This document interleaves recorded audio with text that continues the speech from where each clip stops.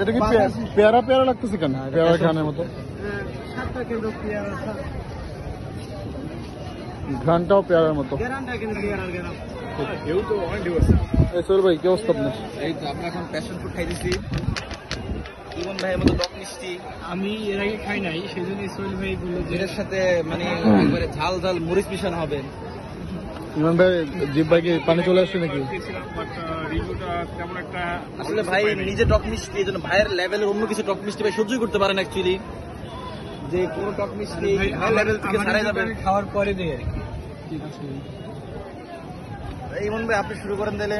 আমি আপনার রিভিউ ভালো না দেখি আপনি 2-3 বছর রিভিউ চেঞ্জ হয়েছে কিনা।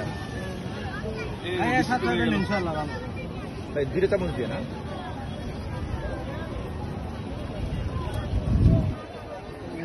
টেস্ট করে দেখেন, কে টেস্ট করবেন? শুরু করেন। হ্যাঁ ইমন ভাই ইমন ভাই জয় বাংলা, বিসমিল্লাহ। জয় বাংলা। যদি এটা খারাপ হয় তাহলে কেউ কাউকে খাওয়ার ছেড়ে পরে যায় না। বলেন খাওয়ার পরে আমাকে ছেড়ে যায় না। প্লিজ খাওয়ার পর যদি খারাপ হয় তাহলে কেউ আমাকে ছেড়ে যায় না। বিসমিল্লাহ।